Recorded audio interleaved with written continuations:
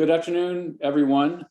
This is Bill Gates from Westchester SCORE. We are just about ready. Apologies, we're just a couple seconds late past the 12 noon hour. So if you could bear with us, we will get the slides up and we'll be ready to go. So again, if you can just bear with us for 1 minute. Okay, so if I start, share my screen.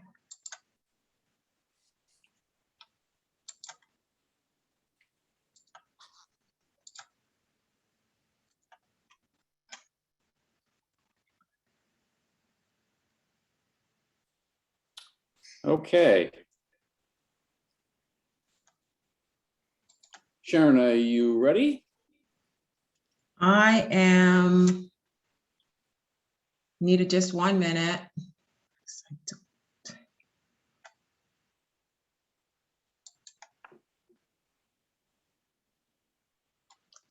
I cannot see the slides.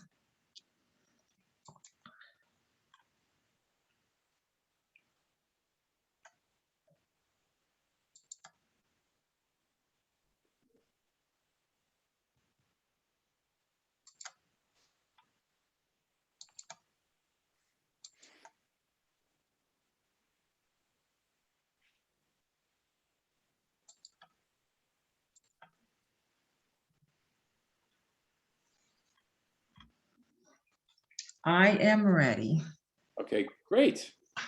Well, why don't we do this while we get going? So welcome everyone to the November presentation for the Hudson Valley chapters, which are sponsoring this webinar, which is entitled Finishing the Year Strong Financially, with a discussion around small business accounting and tax strategies, hosted by Sharon Eason, who is president and owner of Chase Eason and Associates.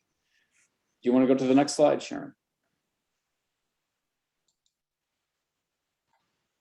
Okay. Hey, just real quick, because obviously Sharon's the star of the show, so to speak. Just a quick introduction to SCORE. I think maybe some have heard this before, but obviously the Hudson Valley chapters provide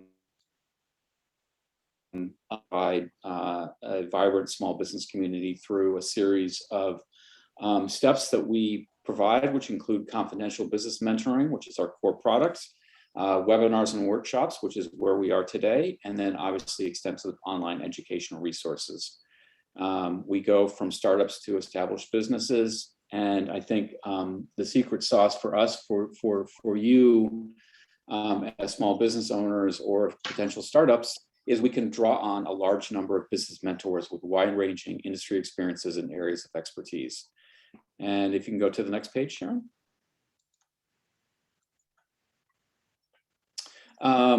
So again, this presentation is being sponsored by the Hudson Valley SCORE chapters, and as you can see, the phone numbers and emails of each of those. So for your respective areas, please reach out to them if you have any mentoring needs. Next slide. So again, like a lot of Zoom webinars that you've all been on, we do have a Q&A box, so please provide your questions. And what we'll do at the end of the presentation is we will try and answer as many questions as we can before we hit the top of the hour. And last slide before we get going here.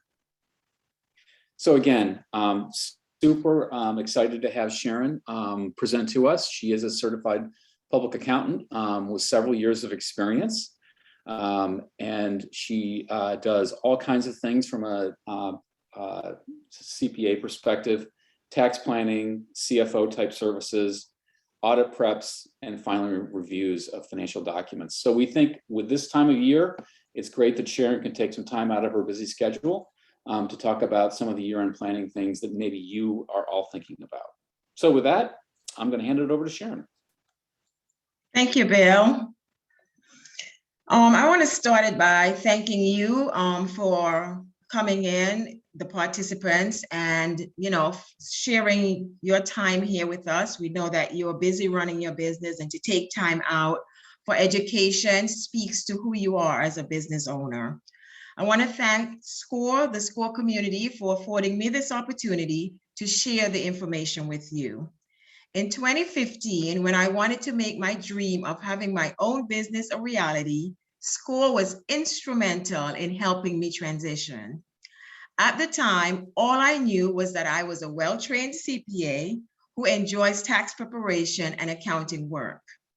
But of course, as many of you are aware, it takes a lot more to start and build a sustainable business. I would meet with SCORE counselors every Thursday, and they poured into me until I was confident and had the tools I needed to be a successful business owner. SCORE helped me to build the foundation on which my business stands today.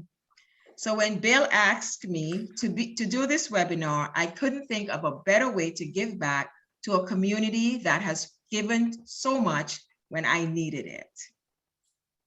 Some of you on this call may associate me with ADG Accounting, Inc. ADG Accounting, Inc. went through rebranding and is now Chase Eason and Associates. Along with the new look comes a new mission, which is to equip business leaders to build lasting businesses by developing their people, products, and services. That said, our vision is to develop financially stable business leaders, to develop financial stable businesses with sustainable business leaders. Our office is located at 77 Westchester Avenue in White Plains, New York. On a personal note, I have 2 grown children, and my soulmate and I just celebrated our 30th wedding anniversary. I am living my dream of helping sustainable business leaders develop financially stable businesses. I hope you find value in the information that is shared during this webinar.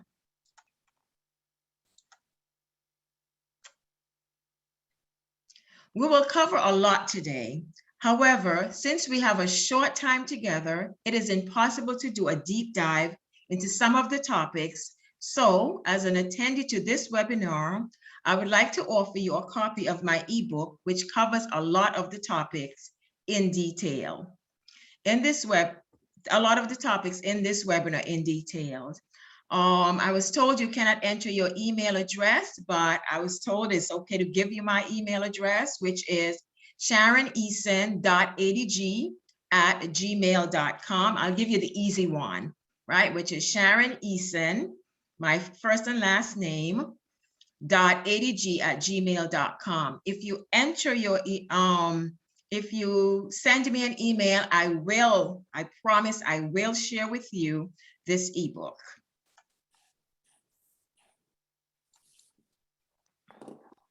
So what will we cover today? We'll cover must-do accounting before year end, such as record keeping, how to know your numbers, cost accounting versus financial accounting. We'll also look at planning tips for the business owners, such as startup costs, home office deductions, retirement, worker classification, health insurance, letters from the IRS, and of course, looking ahead. I'm very curious to know who my audience is today. So I'm asking you to complete a poll question.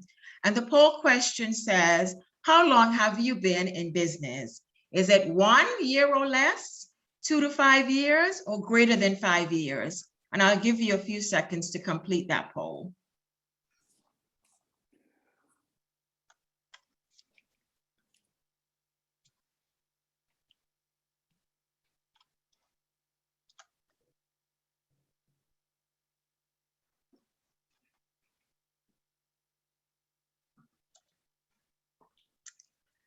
So, wow, it's pretty even split. 1/3, 1/3, 1/3.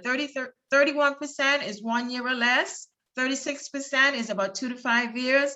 And the remainder 33% is greater than 5 years. That is awesome.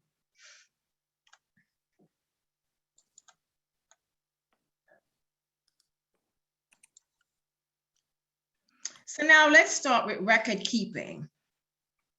Accounting for the sole proprietor, the single member LLC, is less involved than a partnership or a corporation. So we'll talk about our business records, right? Business records are used to prove the source of receipts as well as support deductible expenses and credit. There is no specific kind of record keeping required for sole proprietors or business owners. It's just that any system that clearly shows income and expenses is acceptable. So if you're old-fashioned and you want to pull out the old green ledger, go right ahead. More sophisticated and you want to use an accounting system such as QuickBooks or FreshBooks, it's fine. You know, the other thing is that most use the cash method of accounting. However, it is perfectly fine to use the accrual method of accounting based on your business needs and your business type. And of course, if you are unsure as to which method to use, please consult with your accountant. Do not guess it, because once you pick a method of accounting, it's very hard to change to a different method of accounting. So you can't start the year and say, oh, I'm a cash basis, and end the year saying, oh, I'm on an accrual basis, right? You've got to pick one and stick with it. Of course, I cannot reiterate enough the importance of having a business bank account. The bank account should be used for depositing business income and paying business expenses, which is separate from the owner's personal account.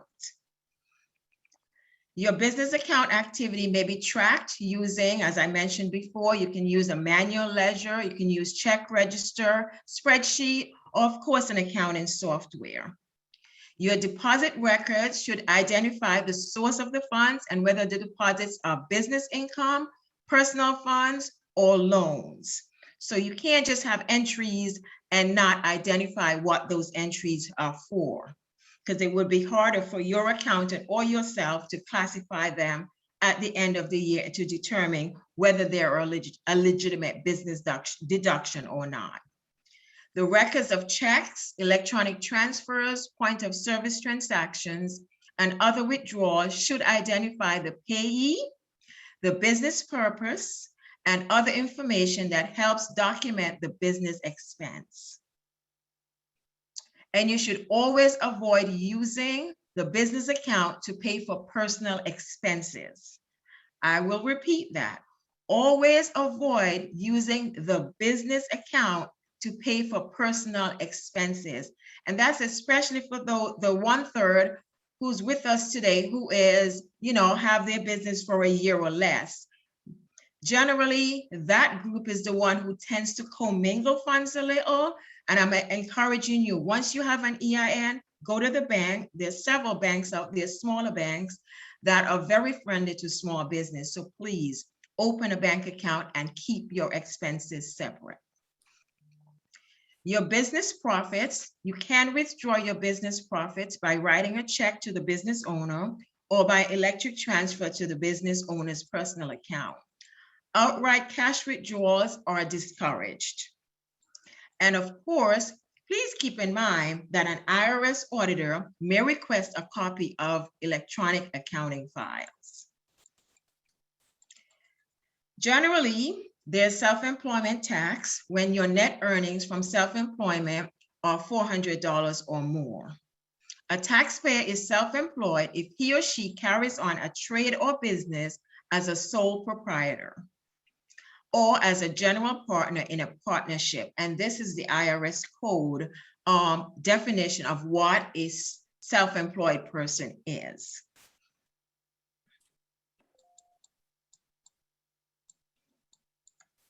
Now, let me bring your attention to a famous case that I find fascinating and want to share with you. This is called the Cohen rule, and this goes back to why, how you keep your records. So Cohen is a theatrical manager and producer. He entertained actors, employees, and drama critics. He also incurred travel expenses for businesses. He kept no records. He estimated that he had spent about $11,000 during the first 6 months, and that was back in 1921, which is equivalent to about $140K in today's dollars. So the government disallowed all of his deductions on the ground that it was impossible to tell how much he had in fact spent. However, the court ruled in favor of Cohen and his use of estimates to substantiate his business, right? And so the IRS had to amend the IRC code to require adequate records or sufficient evidence corroborating a taxpayer's statement of travel, entertainment, and other expenses. And in today's world, it's very easy to corroborate that, right? Because we have our cell phones, we have a lot of things are electronic. So it's very easy to corroborate your expenses. Excuse me, my other phone is ringing from my office. Let me just kind of turn that off so that you are not interrupted during this presentation. My apologies. So in addition to that, the TCJA, which is the new tax reform laws, amended the Internal Revenue Code to provide entertainment expenses as allowable deduction, to remove entertainment expenses as allowable deductions. And we'll speak some more about entertainment expenses and talk about the definition for entertainment expenses later on in this presentation. In contrast to the Cohen case, there was another case that says the IRS disallowed all deductions claimed on 3 separate Schedule Cs, and many of you here are Schedule C. So this is if you were to go in front of the IRS with disallowable expenses, this is the case that they would refer back to make a ruling on your situation, right?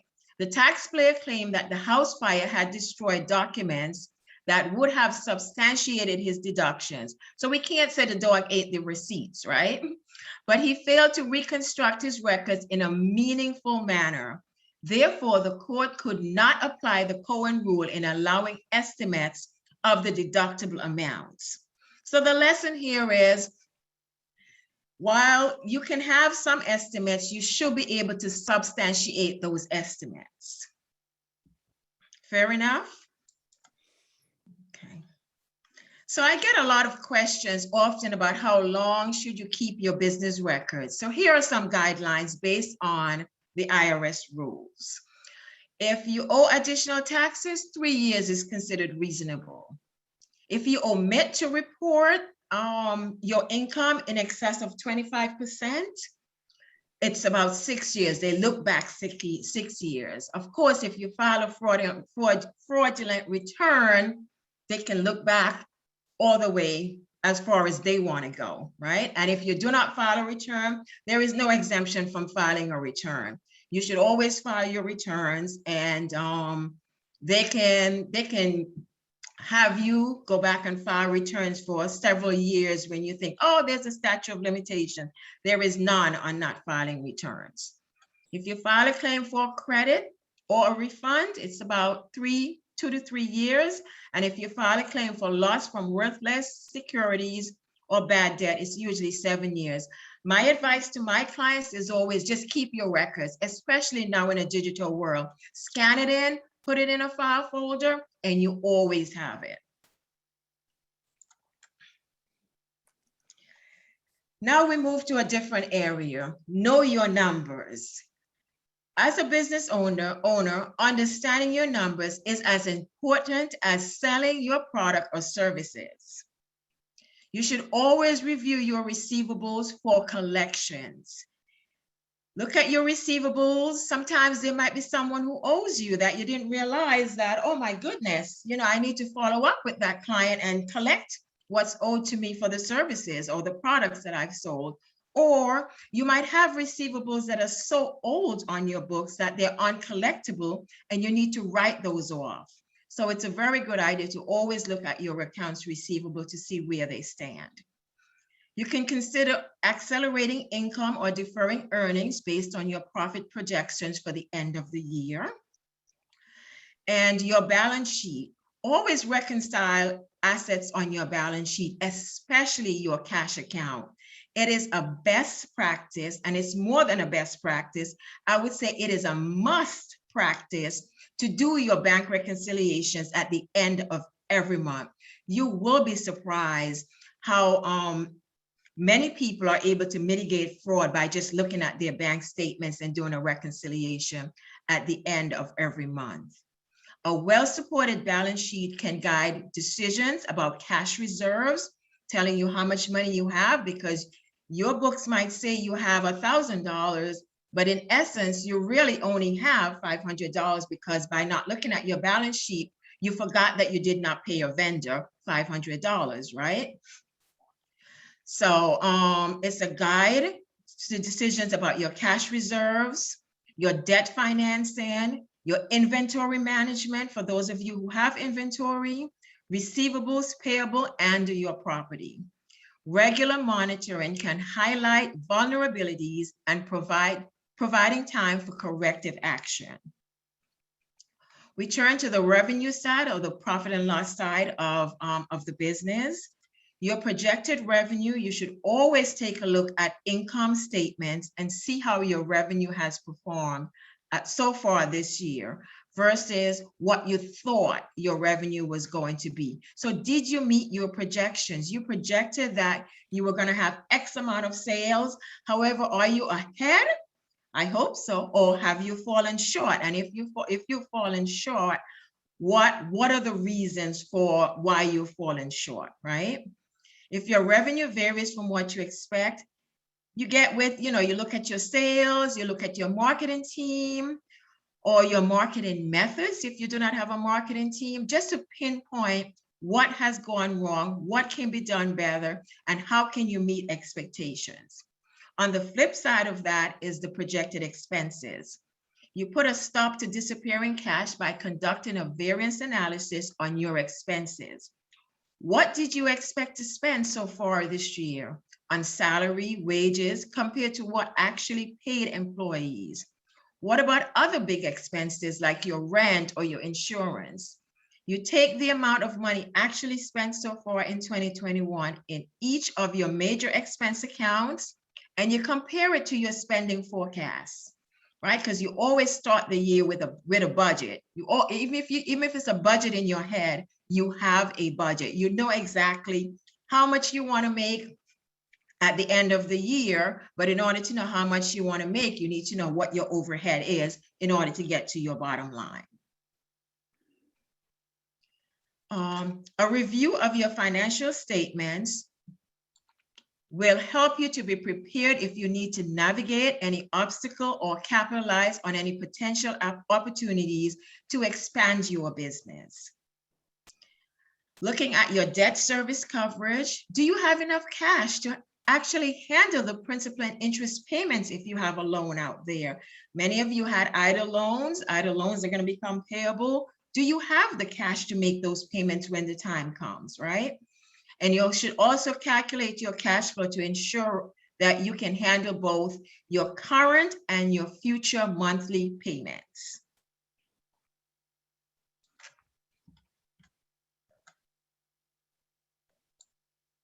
This is the time I probably would say any questions, but we're not in that forum, so I'll keep going. So another method, you often hear about the financial accounting method, but we'll talk a little about the cost accounting method today and why that is important for you as a business owner. You may need to make numerous adjustments along the way in your business, right? You start out the year one way, but you need to make some adjustments. Opportunities for expansion comes up, etc. You're looking at your inventory. So how do you know when to make those decisions? So one way of doing that is through cost accounting. And many of you probably do cost accounting already, but was just not able to put a name to it. So cost accounting helps you to make informed decisions, right? Cost accounting reports determines various costs associated with running your business. With cost accounting, you track the cost of all your business functions. Those of you who are making products, from raw materials through labor, inventory, overhead, among other costs. It differs from financial accounting because it is only used internally. It's used mainly for decision making. Because financial accounting is employed to produce financial statements for external stakeholders, such as your stockholders and the media, it must comply with generally accepted accounting principles. However, cost accounting does not. It allows you to understand the following: the cost behavior, and for example, will the cost increase or stay the same if production of your product goes up? Right? Right now, we're hearing a lot about shortage in raw materials. What happens, right? If the raw materials you need for your end product goes up. It allows you to make appropriate prices. Excuse me. It allows you to make appropriate prices for your goods or services. So pricing, your pricing structure, you use cost accounting for that. So this is why I said many of you are already using cost accounting, but not really having a name for it. So once you understand your cost behavior, you can tweak your pricing based on your current market. Also, with cost accounting, it affords you the opportunity to do better budgeting. You can't create an effective budget if you don't know the real cost of your line items, right? In addition, I would encourage you to pay attention to your fixed and variable costs, and I'll share with you examples of what fixed and variable costs are in a few minutes. To monitor your company's costs with this method, you need to pay attention to two types of costs in any business, which is your fixed and your variable costs. So when you think of your fixed costs, they do not change and in the production of the sale. So your rent, the space that you rent, the warehouse that you rent, or the space you rent to mix the product, to bring it to its end result, that's considered a fixed cost. Insurance, equipment leases, the salaries that you pay, and the advertising, those are all considered fixed costs. Now, your variable costs, they do change with the variation in the production and the sales. And the variable cost, as you might have guessed, includes raw materials, hourly wages and commissions, inventory, your office supplies, packaging, mailing, shipping costs. Those are some of the things that you can think about when you think of your variable costs, because the costs change based on production.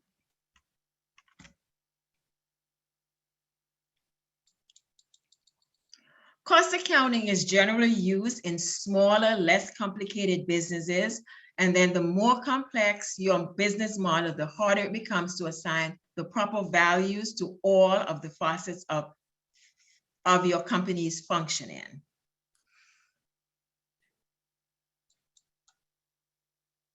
So now we'll pause for another polling question.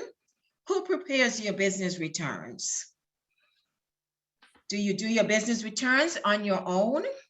Is it done by a family friend who does your business returns, or do you use a professional?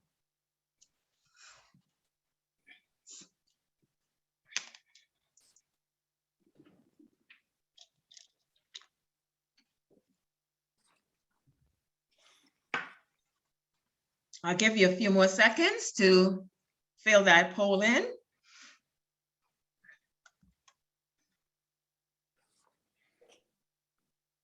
Okay, 56% of you, so more than half of you use a professional, which is a CPA or an EA.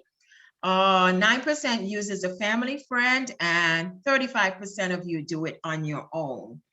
Okay, so that's pretty much what we generally see out there as well. So we'll continue.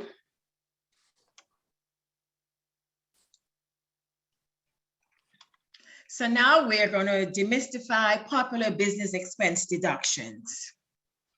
Your business expenses must be ordinary and necessary to be deductible. So for example, you always hear about entertainment, meals, and travel. Those are usually the hot buttons, right?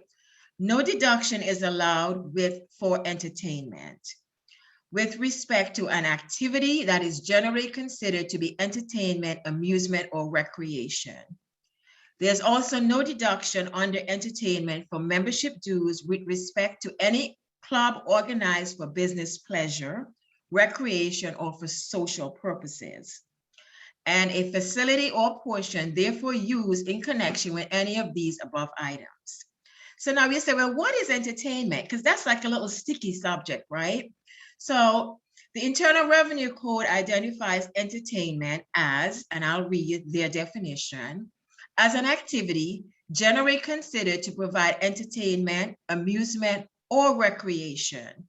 And examples include entertaining guests at nightclubs, at social, athletic, and sporting clubs, at theaters, at sporting events, on yachts, or on hunting, fishing, vacation, and similar trips.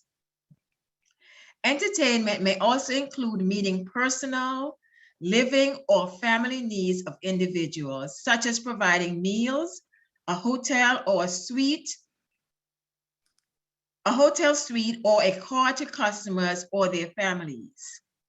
Now, of course, with every rule, there are exceptions. So I'll share with you what the exceptions are in which you can deduct 100% of entertainment expenses. If the entertainment is treated as compensation, it is 100% deductible.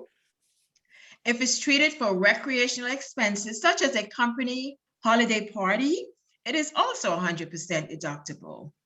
Expenses related to attending business meetings or conventions of certain exempt organizations, such as the Chamber of Commerce or professional associations, are also 100% deductible. And if you have entertainment that are sold to customers, that also is 100% deductible. We'll now move on to meals. The cost of meals is deductible if the meals are generally deductible if incurred while traveling on business or if provided to a client, a customer, or an employee.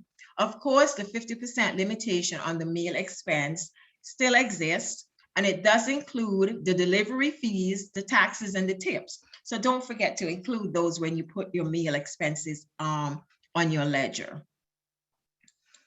There are certain exemptions, of course, for those in the transportation industry.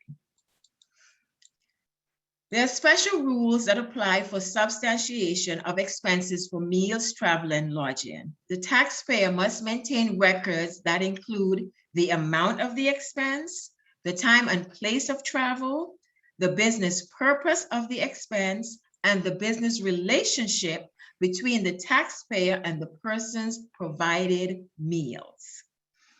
If you're self-employed, you can also use the per diem rates for meals. And those can be used instead as a standard deduction by a self-employed taxpayer while traveling in place of actual receipts. Okay.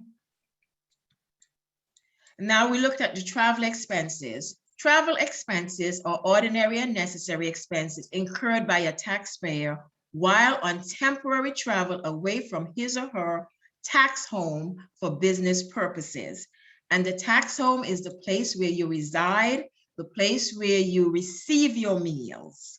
I mean, your mail, not your meals, right? So that's considered your tax home, because some people have several homes. They have their vacation home and they have their home, their residence.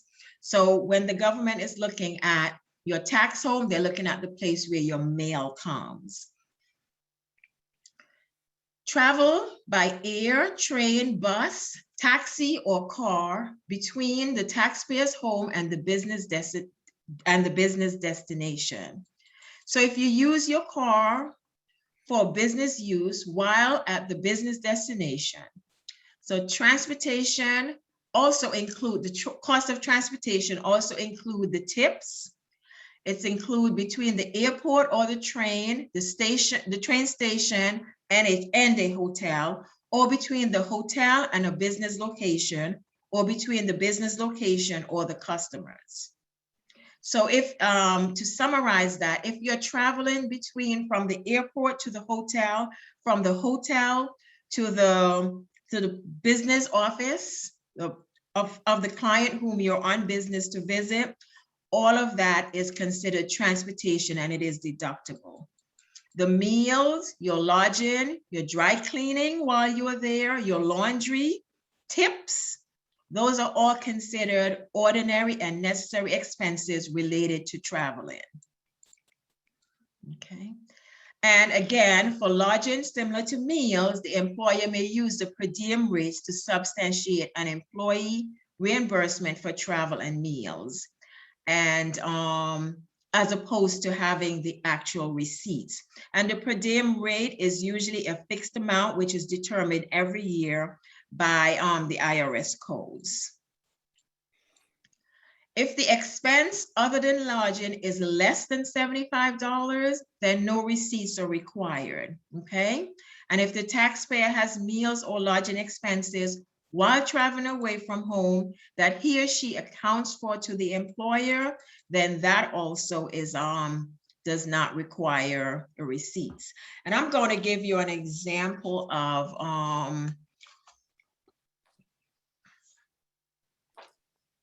I think I have an example. Do I have an example of? And Sharon, while you're getting that example, we've got about another 10 minutes or so. Oh, okay. So you know what? wanna- I'll skip the examples. I didn't realize time was going so Yeah, quickly. so we want to get some. So I'll skip the examples so I can go through the other slides. Thank you for that, Bill.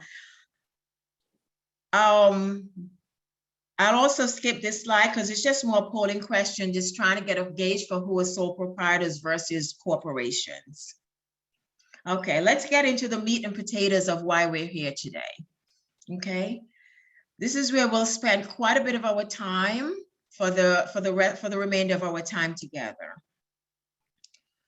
So business startup and organizational costs are generally deductible up to $5,000. So you can deduct up to $5,000 immediately for your startup cost. For those who are starting a business less than a year, you can use that. You can deduct up to $5,000 for your startup costs or any type of organizational expenses, right? The deduction is phased out dollar for dollar after it exceeds $50,000. So once it's $50,000, it's not lost. However, you have to amortize that over 180 months. And examples of some business startup costs are expenses incurred while investigating the purchase of a business, training, wages for employees who will work in the business, your travel, you go to trade shows, etc. Those are some of the things that are considered startup costs. If the business never starts, what happens? So if an individual attempts to go into business and is not successful in starting the business, the expenses incurred in trying to establish the business falls into two categories: costs incurred before making the business decision to acquire, and or the costs incurred during the general search for a preliminary. Okay, let's move on a little. I'm running through. Let's move to the business use of a home. I'm sure many of you, especially now with the pandemic, are using your home as your business office instead of, renting a space. So the taxpayer cannot deduct items related to his or her home, such as mortgage interest, real estate taxes, and business expenses. Generally, right? You're not allowed to. However, you may be able to deduct the expenses related to your business part of the home. So for example, there are certain requirements, and the requirements are the business space has to be used exclusively for your business. So for example, if you work during the daytime at your dining room table, and then in the evening you feed your family on that dining room table, then you cannot deduct that space as an exclusive use. Even though you use it regularly, it is not considered exclusive use, right? You must be in trade or in business, a trade or business use when you use that space, and it must be the principal place of business. Okay, let me see if I can Scroll through.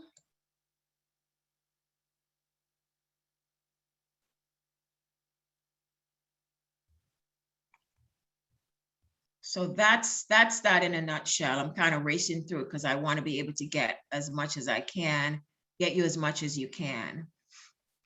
Okay. Research and experimental costs are also, they can be amortized over 60 months or deducted currently, or they can be written off over a 10-year period, depending on the type of the business and what those type of research and expense and research and experimental costs are. Okay.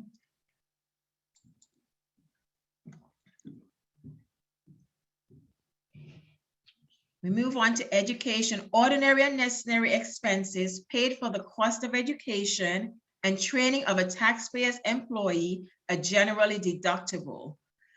A taxpayer can also deduct the cost of his or her own education, including certain related travel related to his or her trade or business. So it has to be related to your trade or business. I cannot be an accountant and decide that I'm going to, you know, study archaeology and that's not my trade or business, right? There's no deduction for me for that. So it has to be something related to enhancing my skills. Independent contractor versus employee, that is a subject that you hear about a lot, and you have to be mindful of that because what often happens is that you might hire someone, you pay them a 1099, and then they're no longer working for you and they file for unemployment. Once they do that, the government comes back and they look at you and say, wait a minute, was this person, did you have any control over how this person conduct their business? Did you tell them what hours to work? Did you tell them what type, you can say what type of project you are looking for, but you cannot manage the project. And if you do any of those, you are now liable to treat that person as employee. You're an employee instead of a 1099 individual independent contractor. Okay. And this is one of the gems of having your own business, is that you can hire your children, you know, and pay them the allowance for cleaning the office, for filing. For many young people now are so computer savvy because that's the generation in which they were born into. It's second nature for them. So they can do a lot of your, you know, your software, loading your software in your computer, organizing your files. And if the child is under age 17, you can employ them without paying Social Security on their wages. So I figured that is like a nice gem right there. Moving along, insurance premiums, example, medical liability malpractice that are paid for a trade or business are generally deductible. Now, there's some non-deductible insurance, and I think it's important for me to pause and share those with you. Insurance premiums that are non-deductible includes amounts paid into a self-insurance reserve fund, even if the taxpayer cannot get the business insurance coverage for certain business risk. If you take out insurance to cover a loan, the premium on that insurance is not considered a deductible business expense. Okay, and those are the life insurance and annuities. If the taxpayer, meaning the business owner, is directly or indirectly a beneficiary of the policy, then that also is not deductible.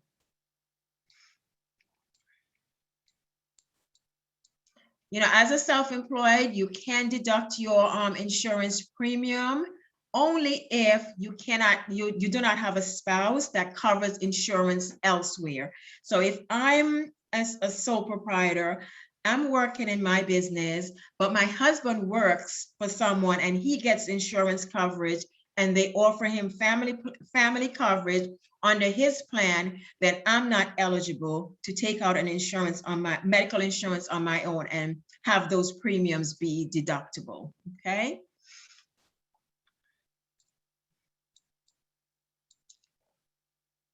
However, if you are self-employed and you do not have any other means of insurance, you now get to take the deduction of covering not only yourself, but the premium for covering your family as well. Car expenses, most self-employed taxpayers use their car as for personal and business use. You can track that by your mileage, keep a mileage log. We all have our GPS. QuickBooks has a very nice feature in it where you can always upload your mileage into QuickBooks, and you'll have that for the end of the year when you take your business records to your accountant to prepare your taxes. Also, and that also helps you to accurately track the business use of your personal car. So, some people say, oh, I use 50%. That's a guesstimate. Now, if you get audited, then, you'd have to have documents to substantiate the 50% use. Let's see what. There are certain non-deductible expenses. Generally, small business can't deduct amounts they pay to influence legislation, which includes advertising and convention program of a political party. So your business cannot make a donation to your favorite political party and use that as a business deduction. That's not considered a deduction. That's considered a non-deductible expense for tax purposes. Okay. Other non-deductible expenses is fines and penalties that are paid to the government for the violation of the law. So if I get a speeding ticket because I'm late for my appointment, that is not considered a deductible expenses. Or I parked near the fire hydrant and my car got towed, that is not considered a deductible business expense. Any settlements or payout to attorneys related to sexual harassment or sexual abuse, if such payments are subject to a non-disclosure agreement. Okay. In many states, marijuana, medical marijuana, or for recreational purpose is becoming legal. However, it is classified as a controlled substance under the federal law. And because of that, there are no deductions or credit is allowed for any amount paid during the year for carrying on that particular trade or business. However, you're expected to report the revenues to the IRS. The one exception to that is the cost of goods sold, which is the cost to, produce the item. That is the only deductible business expense. There are no other business expenses that are currently allowed from a federal standpoint. Now, many of you, and if you haven't, you will one day. Everyone does in their time of having, of doing business or as a personal taxpayer, receive letters from the IRS. When you receive these letters from the IRS, they always there's always an explanation. So make sure that you look to see what the explanations say. Rather than panic, putting in a drawer, the letters are not going to stop coming if you don't address them. So you need to address the letters when they come, and it's better to address them early, because the earlier you address them, the more time you have. And oftentimes it's nothing. They're asking a question about your return. You probably forgot to include a 1099 that for revenue that you received on your tax return. However, the government gets a copy of all your 1099s, the 1099-Rs, your 1099 NECs, any 1099s, the government gets a copy of them. And when they match, they realize, ooh, you've reported 50,000 in income, 5,000 is missing. They'll send you a letter on that. Sometimes they might say, you would do a larger or a smaller refund because they made some adjustment because there's some transposition of a number on your return. And sometimes they're just asking for additional information. So when you get the letters, don't stick them in the drawer, address the letters right away, right? Because it's just easier, right? And oftentimes, not oftentimes, but each and every time, there's a number and a timeline in which you do need to address the letters that you receive. So don't panic, just be proactive. Okay, how are we doing on time?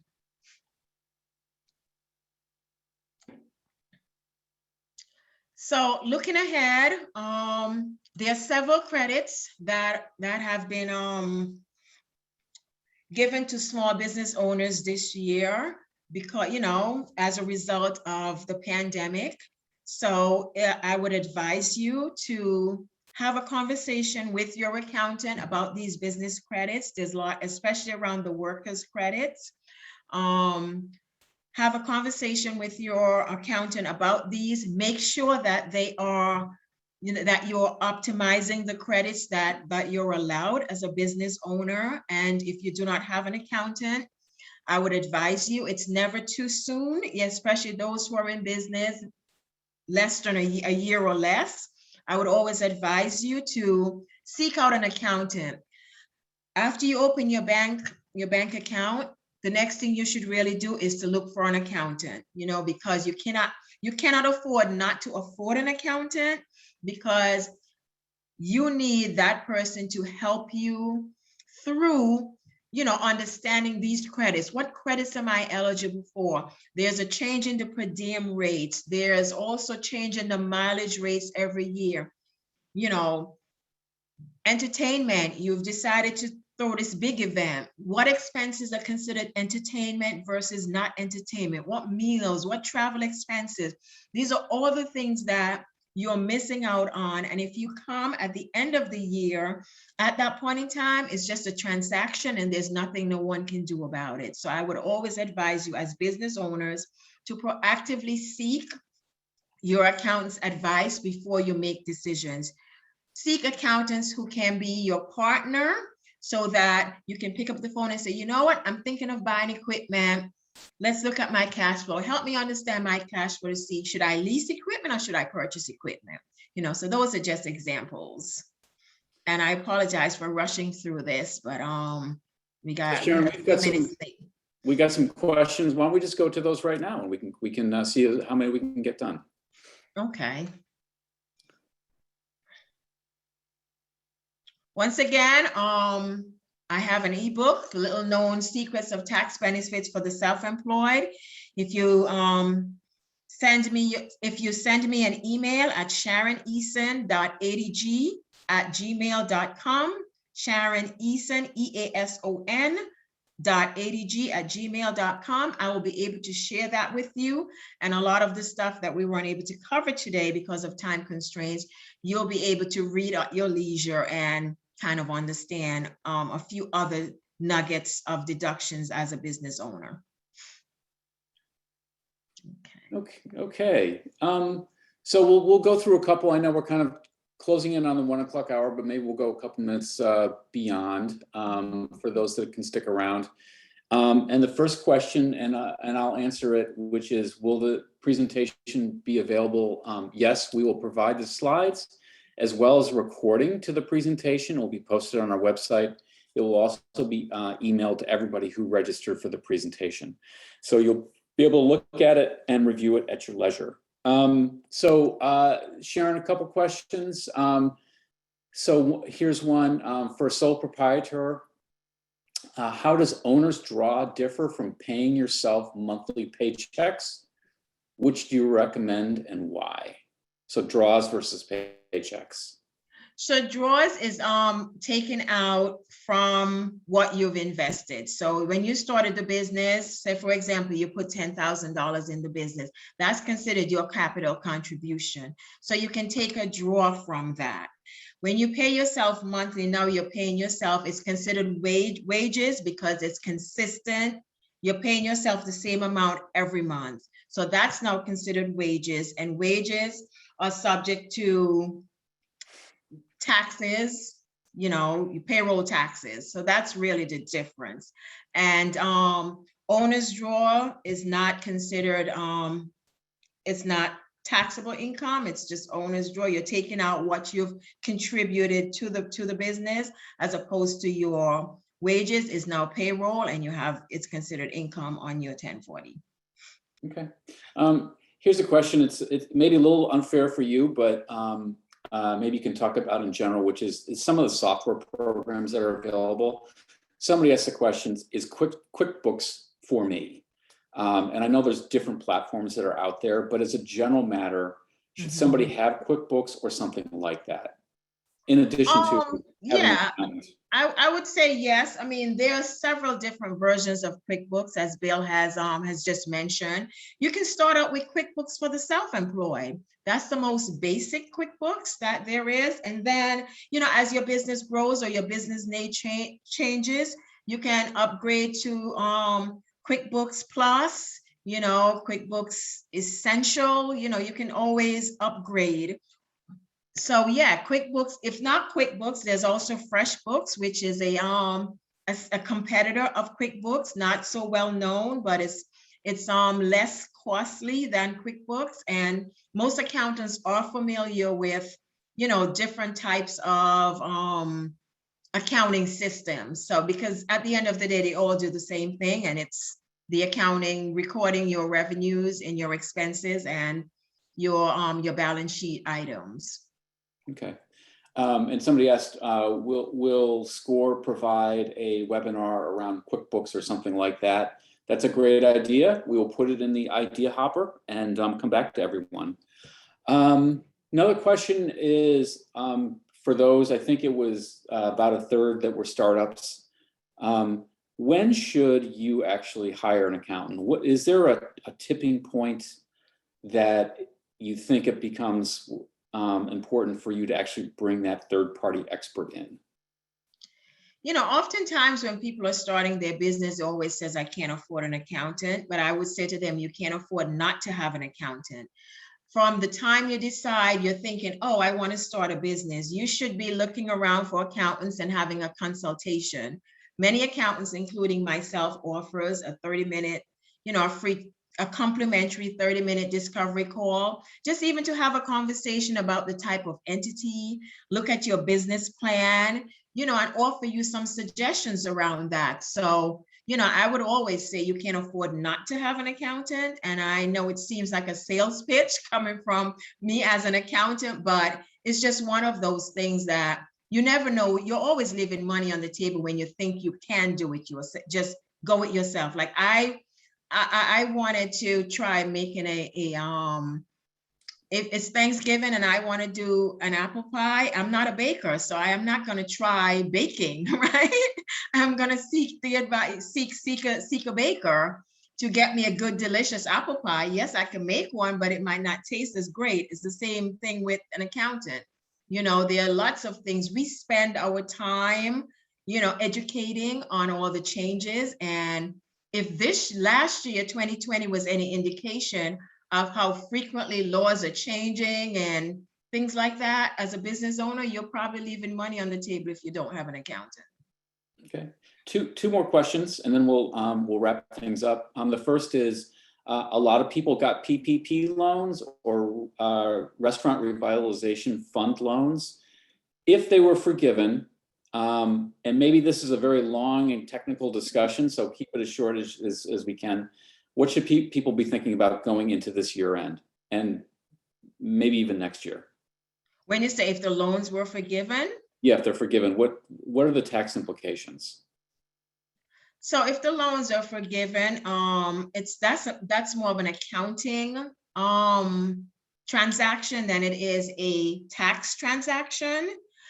The loans are not considered revenue, right? So they're considered when you write off the loan, it's considered as a hit against your capital contribution. So it's a benefit to you. It increases your capital. That's the shortest answer that I can give without telling you, you know, where to put the debits, the credits. But it's more of a accounting transaction than it is a tax transaction. Okay. And last question, because it is the holidays. Somebody's thinking about having a Christmas dinner for their employees. Deductible or not deductible? It is deductible if it's a Christmas dinner for the benefit of their employees. Yes. Okay. That's one of the entertainment that's considered deductible, a holiday dinner. Okay. So again, thank you, Sharon, for taking the time. I think this has been really informative. I've learned a few things. So again, we will provide the slides as well as recording. And on behalf of the Hudson Valley SCORE chapters, thank you very much and have a great day. We'll see you on the next one. It was my pleasure. Thank you.